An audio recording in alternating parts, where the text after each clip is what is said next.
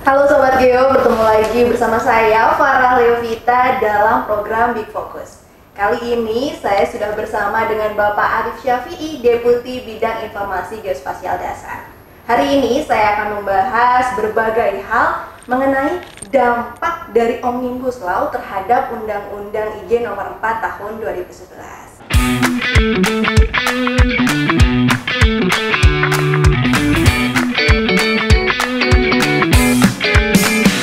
Halo Bapak, selamat pagi. Selamat pagi. Sehat ya Pak ya, tetap sehat meskipun pandemi ini masih belum berakhir. Alhamdulillah. Dan tetap semangat. Insya Allah semangat terus.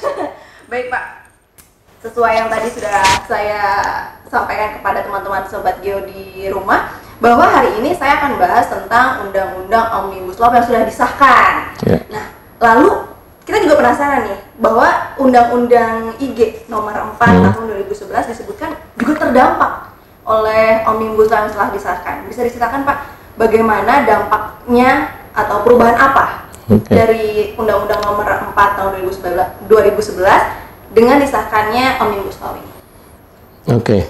Mungkin sebelum ke sana saya cerita dulu tentang Omnibus Law ya. Apa itu Undang-Undang Cipta Kerja, Omnibus Law itu apa? Jadi Omnibus Law ini gampangnya mungkin satu undang-undang yang mengubah banyak undang-undang lainnya. Jadi yang substansinya berbeda itu diubah bareng-bareng nih. Makanya isi dari Omnibus Law ini akan macam-macam nanti. Tidak kayak undang-undang yang lain, kalau satu undang bicara masalah satu hal, ini mengubah banyak undang-undang.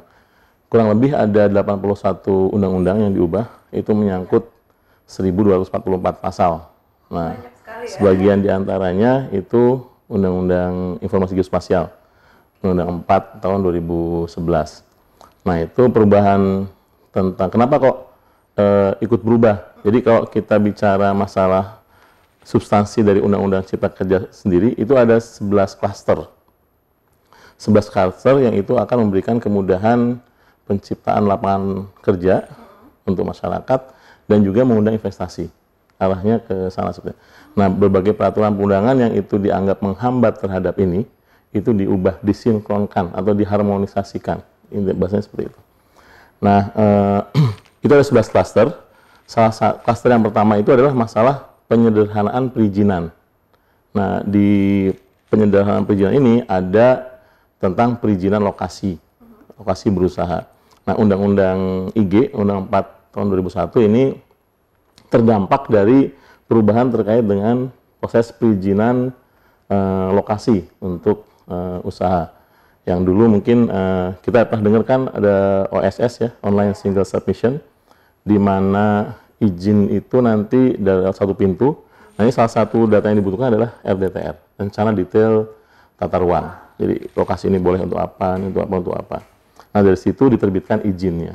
Nah, RDTR ini sampai sekarang masih terbatas dari 1838 RDTR yang sudah disahkan sampai saat ini sekitar 65 RDTR atau sekitar ya, kurang lebih 3,5% lah, masih minus sekali. Masih jauh ya Pak? Ya, dan salah satu penyebabnya adalah terbatasnya peta dasar, dan ini tanggung jawab BIG. Nah, kaitannya kenapa kok terbatas? Dianggapnya ada juga hambatan dari Undang-Undang 4-nya. Ini yang dianggap menghambat sehingga penyusunan peta dasar nggak bisa cepat. Nah, kemudian ada masalah lain ketika teman-teman yang menyusun tata ruang di wilayah pantai, ini mereka harus menggunakan berbagai macam peta dasar. Ada RBI saat itu, ada LPI, ada LLN. Nah, ini sistemnya pun beda-beda masing-masing. Dulu RBI pakai tingginya, referensinya pakai MSL. Tapi yang LPI, garis pantainya pakai MSL, garis pantainya. LPI dan LLN pakai garis pantainya surut rendah. Nah, ini yang menyibuk, sehingga harus ada proses lagi, ini yang bikin lama dan kesulitan teman-teman yang menggunakan peta dasar ini. Akhirnya diminta untuk diintegrasikan. Nah, integrasi ini salah satu yang harus mengubah Undang-Undang 4 2011. Nah, sekarang dampaknya apa? Dampaknya itu ya diharapkan dengan perubahan dengan perubahan Undang-Undang 4 2011 ini atau informasi geospasial itu bisa mempercepat proses penyediaan peta dasar skala besar, sehingga tujuan Undang-Undang 4 untuk menjamin ketersediaan IG, dalam hal ini IGD, nanti setelah itu IGT-nya, itu bisa diwujudkan. Ada beberapa substansi sebetulnya yang diubah di undang-undang ini. Yang pertama masalah penyempurnaan penyelenggaraan informasi geospasial. Ini penyempurnaannya ya dari situ. Kemudian masalah integrasi peta dasar, terutama yang di pantai. Jadi kalau sebelumnya itu ada 3 jenis peta dasar di Undang-Undang 4, ada RBI, Republik Indonesia, LPI, Lingkungan Pantai Indonesia, dan LLN, Lingkungan Laut Nasional. Sekarang hanya ada peta RBI saja. Tapi RBI ini mencakup wilayah darat, pantai, dan laut. Jadi secara substansi tidak berubah. Tapi nama LPI dan LLN sekarang tidak lagi digunakan. Semua namanya peta Republik Indonesia dan semua satu sistem. Tingginya satu sistem, garis pantainya nanti ada 3-3-nya di RBI, sehingga nanti user yang menggunakan katakanlah garis pantai pasang tertinggi juga bisa mengacu ke RBI, yang menggunakan MSL bisa mengacu ke RBI, yang menggunakan surut rendah juga mengacu ke RBI. Kemudian sistem tingginya kita jadi satu sistem referensi tinggi, yaitu pakai geoid. Alhamdulillah kita sudah punya geoidnya, sehingga secara nasional kita sudah punya unified vertical datum atau datum vertikal yang sudah menyatu seluruh Indonesia. Nah ini nanti gambarannya kurang lebih kalau bikin DTM itu akan seamless dari darat ke laut. Nah, itu jadi untuk teman-teman yang nanti membutuhkan data seperti ini, peta dasarnya tidak mengalami kesulitan. Itu integrasi peta dasar. Kemudian masalah penggunaan tenaga profesional bidang IG. Nah, kemarin hanya disebutkan tenaga profesional di undang-undang IG, tapi sekarang nanti diperjelas lagi di turunannya, di undang-undang turunannya, yaitu terkait dengan ada profesi bidang IG, ada tenaga ahli bidang IG, ada tenaga terampil bidang IG. Masing-masing punya kewenangan tanggung jawab yang berbeda. Jadi nanti akan kita angkat jadi seperti profesi kayak dokter, arsitek, advokat. Jadi seorang surveyor itu nanti punya tanggung jawab itu. Keren. Ya, yang selama ini enggak. Selama ini kalau misalkan katakan ada data yang dihasilkan salah atau mengakibatkan kesalahan, ini siapa yang tanggung jawab? Nah, nggak jelas kan?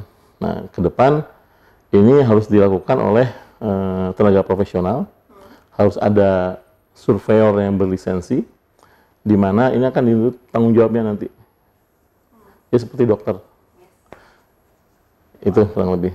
Itu lalu ada satu lagi yang penyederhanaan skala peta dasar itu bagaimana Pak? Nah, terkait dengan penyederhanaan peta dasar, kalau yang sebelumnya di Undang-Undang IG itu banyak sekali. Ya. Ada dari mulai 1.000, 2.500, 5.000, 10.000, 1:25.000, 50.000, 100.000, 250.000, 500.000, dan 1:1 juta. Banyak sekali. Tapi prakteknya ini pun nggak pernah bisa kita bikin semua. Karena yang skala yang 50.000 aja nggak semua, kecuali dikombinasikan skala menengah. Skala besar juga 5.000 aja nggak selesai. Baru mikirin yang 1.000 kan, atau bagi 2.500. Nah, ke depan ini kita ubah, kita sederhanakan. Untuk skala besar itu ada 2 nanti, 1:1.000 dan 1:5.000. Skala menengah 1:25.000 dan 50.000. Skala kecil 1:250.000 dan 1 juta. Kenapa masih ada 1 juta? Karena ini dipakai untuk rencana tata ruang wilayah nasional, masih butuh 1 juta.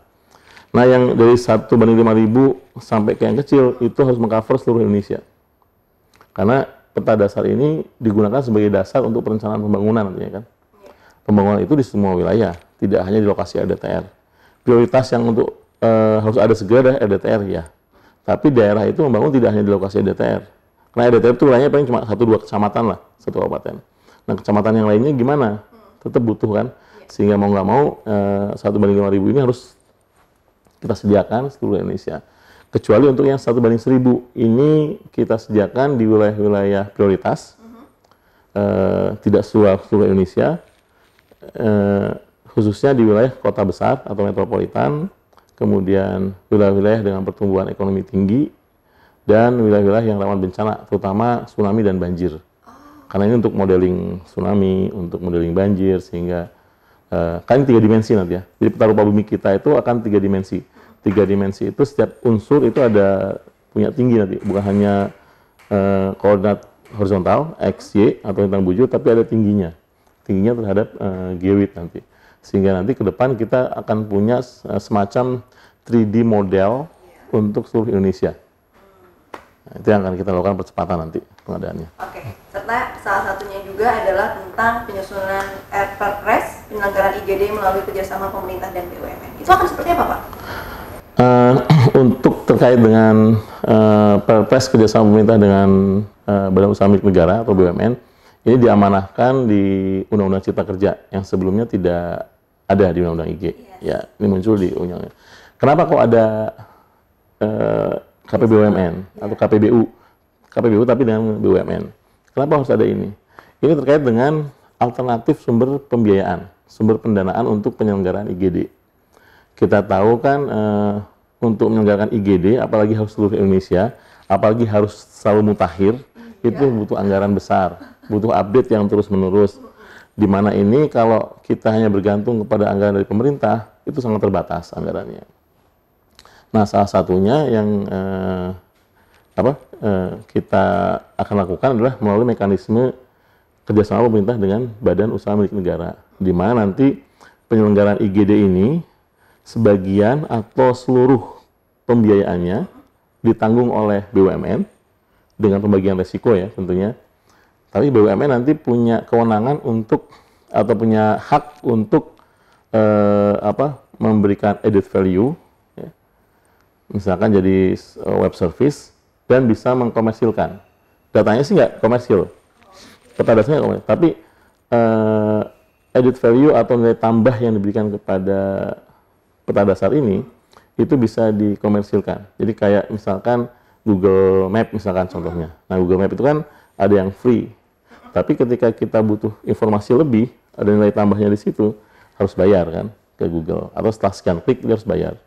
Nah, itu ternyata menghasilkan ekonomi yang cukup besar. Nah, di samping itu penyediaan service seperti ini, layanan peta dasar, itu bisa mengenerate multiplier effect aktivitas ekonomi di sisi hilir. Jadi sebenarnya informasi geospasial ini punya nilai ekonomi yang cukup tinggi, sangat tinggi. Di Indonesia diperkirakan nilainya antara 2,9 sampai 5,5 billion dolar per tahun. Itu kalau dirupiahkan sekitar 40 sampai 80 triliun per tahun. Ya. Anggaran BG nggak ada apa-apanya ya. Nah, ini sebenarnya banyak yang sudah tertarik untuk masuk ke sini. Tapi ini akan muncul nilai ekonomi ini kalau hilirnya itu juga bergerak. Gitu. Nah, hilir tidak bisa bergerak kalau peta dasarnya nggak siap. Nah, makanya kita harus percepatan. Dan kita harus jaga bahwa peta dasarnya harus selalu terupdate. Peta dasarnya harus bisa diakses oleh pihak-pihak yang membutuhkan. Terlepas dari itu nanti apakah dicas atau tidak ya. Nah, nanti kita buat policy-nya gimana, kebijakannya. Tapi yang jelas ini harus bisa aksesibel sehingga pihak-pihak user yang menggunakan ini dia bisa melakukan kegiatan berdasarkan peta dasar tersebut dan itu akan mengenerate ekonomi. Contohnya yang sederhana mungkin. Kita tahu kan kayak Tokopedia, Lazada, itu kan pakai peta juga untuk nentuin lokasinya kemana barang ini harus dikirim. Itu kan ada lokasinya dengan nggak salah kan sih. Atau supply logistik misalkan JNE, TNT dan sebagainya, ini butuh lokasi-lokasi yang itu butuh peta skala besar. Nah, ini yang nanti akan generate multiplier efeknya tuh seperti ini. Digunakan aplikasi-aplikasi seperti itu. Belum lagi nanti ke analisis.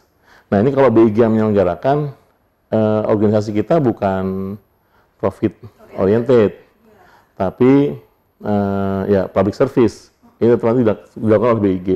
Tapi kita butuh swasta ya yang bisa menjalankan ini dan bisa mengambil economic benefit dari ini. Tapi tidak swasta umum. Ini swasta yang juga dimiliki oleh negara supaya nanti keuntungannya pun sebagian besar kembali ke negara. Di samping ada multiplier effect yang ini akan membangkitkan ekonomi yang secara nasional ini akan merasakan manfaatnya. Semua merasakan lah ya Pak. Semua merasakan. Tapi itu peta dasarnya harus disediakan dulu. Nah, untuk maintain peta dasar ini butuh anggaran besar. Kita tidak mungkin bergantung terus ke pemerintah. Nah, ada swasta yang siap. Oke, swasta tadinya sih sebetulnya konsepnya KPBU, swasta umum. Tapi ketika pembahasan di DPR menyarankan untuk ya sudah ini BUMN saja karena ini ada nilai ekonominya. Kemudian di Undang-Undang 4 juga bahwa IGD ini hanya diselenggarakan oleh pemerintah, tidak boleh oleh yang lain. Ini masalah kedaulatan ya, masalah yang harus dikontrol oleh pemerintah. Nah, pemerintahnya siapa? BIG. Nah, tapi BIG anggaran terbatas. Nah, salah satu solusinya adalah dengan KPBU ini atau KPBU MN.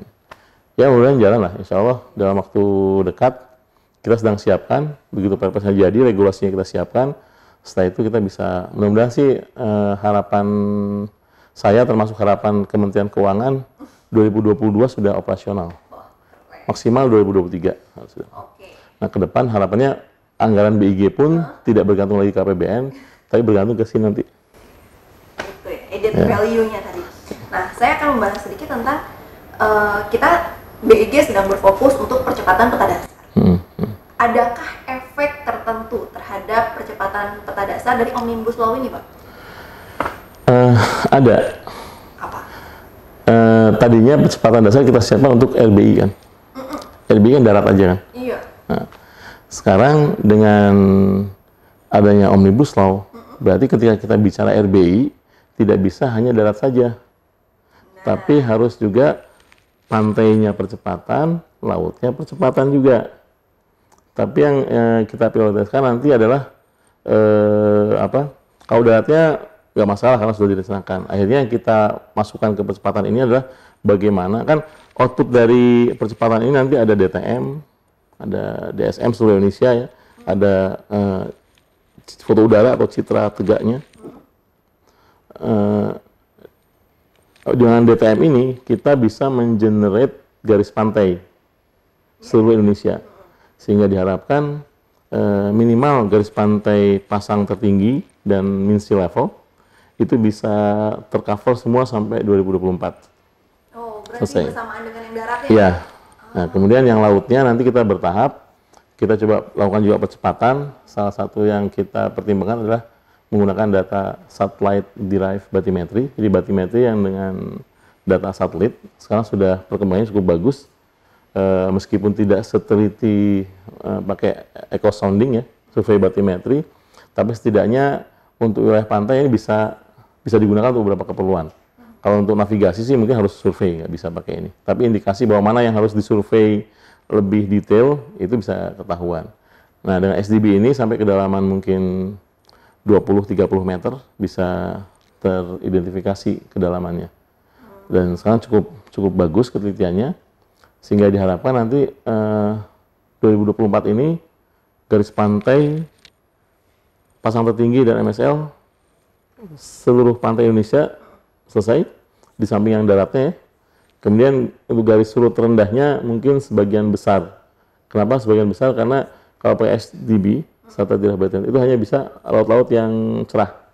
Laut yang keruh nggak bisa. Tetap harus survei kalau ini. Jadi tetap saya nggak bisa bilang 100%, karena untuk survei butuh biaya besar juga. Nah ini nanti juga kalau emang butuh ya kita bisa KPBU, menggunakan mekanisme KPBUMN untuk survei itu. Kalau memang prioritas dibutuhkan sekali. Tapi berarti yang tetap menjadi prioritas adalah RB untuk darat dan pantai. Itu yang akan menjadi fokus sampai 2024 ya Pak? Ya.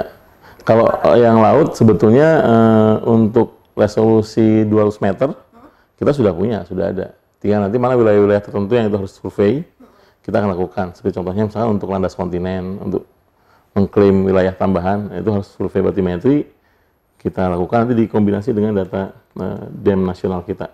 DEM nasional kita sudah mengcover darat dan laut, tapi untuk resolusi sekitar 8 meter. Untuk darat, untuk lautnya sekitar 200 meter resolusinya. Ada 5 poin besar yang berubah dari Undang-Undang Nomor 4 Iya. kemudian di Omnibus Law ini. Lalu bagaimana Pak proses ketika kita sudah disahkan, kita perlu ada sosialisasi dengan ibaratnya internal dari BIG dan kemudian skalanya nasional. Lalu bagaimana Pak perkembangan dari sosialisasi tersebut? Ya, sosialisasi ini dilakukan serentak untuk Undang-Undang Cipta Kerja ini. Jadi dikoordinasikan oleh Kemenko Perekonomian yang mengkoordinasikan. Dan ini sudah beberapa kali di beberapa kota, Jakarta, Jogja, kemudian Makassar, terakhir di Palembang, ini di Aceh juga, di Riau, kemudian di Aceh, ada beberapa kota lah paralel kita lakukan. Nah ini dalam rangka untuk sekaligus menyerap aspirasi dari masyarakat terkait dengan Omnibus Law ini. Ya, tapi khusus nanti untuk Undang-Undang IG, kita juga harus berinisiatif untuk melakukan sosialisasi ini. Dan bukan hanya di eksternal, tapi di internal BIG juga harus paham. Setiap pegawai harus paham apa itu Omnibus Law, perubahannya terhadap Undang-Undang IG seperti apa, perubahan terhadap tugas fungsi BIG seperti apa. Bahkan mungkin itu kalau emang harus sampai ke mengubah organisasi, ya kita ubah organisasinya. Karena organisasi itu kan menyesuaikan. Organisasi kan hanya kendaraan ya. Tugas fungsinya apa, ketika ada tugas fungsi yang berubah, ini akan menyesuaikan juga. Oleh sebab itu nanti kita coba siapkan juga merevisi Perpres 94 2011 tentang BIG. Itu ada tugas-tugas yang perlu kita tambahkan. Ya, termasuk nanti turunannya masalah SOTK, ya, susunan organisasi dan struktur organisasi dan tata laksana kerja di BIG juga akan banyak perubahan nanti. Nah, terutama di IGD. Nah, di IGD ini yang tadinya output base, ada LPI, LLN, LBI, jaring kontrol, geodesi, kemudian ini berubah menjadi semua RBI ini. Dan SRGI tetap, jaring kontrol geodesi tetap ada. Tapi semua pusat, 3 pusat nanti PPRT, PPBW, PKLP bekerja untuk membuat RBI semuanya. Jadi satu nih Pak? Jadi satu outputnya. Makanya di sistem penganggaran kita, sudah bunyinya sudah peta dasar, tapi outputnya di split nanti. PPRT layer mana, PPBW layer apa, PKLP layer apa. Udah dilakukan. Pusat-pusatnya akan tetap ya? Tidak melebur jadi satu? Tidak tetap. Pusatnya tetap. Soal namanya kita belum pikirkan apakah nanti ada perubahan nama atau tidak, tapi setidaknya itu. Kemudian di IG itu karena terkait dengan katakanlah tenaga profesional bidang IG juga harus menyiapkan ini. Karena ke depan peraturan turunan terkait dengan profesi bidang IG, tenaga ahli bidang IG, masalah sertifikasi, masalah kode etik dan sebagainya, organisasi profesi, itu harus diatur. Ya. Termasuk tenaga terampil bidang IG-nya. Kemudian karena ini sudah jadi profesi, berarti nanti ada pembinaan SDM-nya, itu harus diperkuat. Makanya bisa jadi nanti diklat jadi misalkan jadi eselon 2, karena harus membina SDM IG nasional. Ini ya, jadi dampaknya banyak sebetulnya, turunan-turunannya banyak. Itu harus kita siapkan, harus diinternalisasi juga di BIG. Sebelum nanti tahun depan juga kita harus lakukan keluar. Begitu ada peraturan baru, kita sosialisasikan undang-undang perubahan undang IG ini, termasuk peraturan turunannya, plus program BIG yang sebagai tindak lanjut dari perubahan ini, terutama tentang percepatan peta dasar. Kan daerah harus tahu juga, supaya mereka nggak perlu nyiapin anggaran. Nih, tahun ini Anda kan punya peta dasar skala besar, tahun ini Anda punya peta dasar skala besar. Jadi siapkan nanti untuk nyusun IGT-nya, untuk perencanaan daerah, untuk mungkin investasi dan sebagainya. Jadi dampaknya banyak. Targetnya nih transisi, atau bukan adaptasi ya, transisi dari undang-undang lama kemudian undang-undang baru nih, kira-kira butuh yang nggak boleh terlalu lama. Presiden kita kan mintanya semua cepet. Jadi cepet ya Pak? bayangkan aja ada berapa puluh PP peraturan pemerintah, ada sekian Perpres, ya itu serentak selesai dalam waktu 3 bulan setelah undang-undang disahkan. Undang-undang itu disahkan 2 November, 2020 dan peraturan turunan dari ini harus sudah selesai. Kalau 3 bulan berarti 2 Februari harus selesai semua, termasuk harmonisasi, termasuk sudah ditandatangani. Itu targetnya. Nah, dari situ kan peraturan turunnya kalau di BG ya mungkin peraturan BG-nya dan sebagainya yang itu jadi amanah dari PP dan Perpresnya, itu juga harus disiapkan kan. Nah, itu harus kita siapkan dari sekarang. Jadi ya memang teman-teman di hukum juga sibuk nih. Sibuk banget ya Pak, semua lini sibuk. Semua yang terkait kayaknya bakal punya kesibukan baru nyiapkan ini semua. 2021 luar biasa. Di awal udah sibuk. Ya mudah-mudahan semuanya akan lancar. Lalu yang terakhir adalah harapan Bapak ke depannya dengan diberlakukannya Undang-Undang Omnibus Law bagi penyelenggaraan dan pelayanan informasi geospasial di daerah dan ke depannya. Ya, jadi kita harus kembali kenapa kok harus ada Undang-Undang Cipta Kerja, Undang-Undang 11 tahun 2020. Salah satunya kan untuk mendorong terciptanya lapangan kerja untuk masyarakat dan juga investasi meningkat di Indonesia. Nah, informasi geospasial di sisi lain memiliki nilai ekonomi yang tinggi. Kalau saya bilang ini billion of dollar business, ya. Besar sekali. Tapi sayangnya kita belum manfaatkan dengan baik. Yang masih menikmati ya dari luar, ada Google, mungkin ada TomTom yang menyediakan, ya. Jadi sehingga dolar yang harusnya dinikmati oleh sebagian besar masyarakat Indonesia ini keluar kebanyakan. Ya. Ada satu perusahaan yang transportasi online, itu per bulan harus bayar sampai 20 miliar per bulan ke pihak penyedia ya data tersebut. Ya betul. Nah ini kan sayang, itu baru satu. Ada berapa yang transportasi online? Pak. Apalagi semua bisnis membutuhkan hal tersebut. Betul. Nah makanya kita merasa penting sekali segera menyelesaikan peta dasar, percepatan peta dasar. Supaya apa? Supaya bisa digunakan di hilir dan membangkitkan industri geospasial di hilir. Ya. Dan ini akan membuka lapangan pekerjaan yang banyak sekali, unlimited. Tinggal siapa yang punya inovasi, siapa yang punya kreativitas, nggak perlu modal besar. Toh yang besar kan di petanya, peta dasar. Ini sudah disediakan oleh BIG lewat BUMN. Nanti kalaupun ada fee, misalkan pembayaran, itu kan dihitung mungkin dari bagi hasil. Misalkan ketika ini dipakai untuk komersial, ada keuntungan. Nah keuntungannya sebagian mungkin di-share ke pemerintah lewat BUMN ini, nanti masuk ke negara. Ini kan jadi keuntungan buat negara. Dan itu saya yakin dalam 5 tahun ke depan sudah berkembang pesat. Apalagi ke depan ada misalnya kayak contohnya ada autonomous driving, mobil yang tanpa setir, itu kan butuh informasi geospasial semua.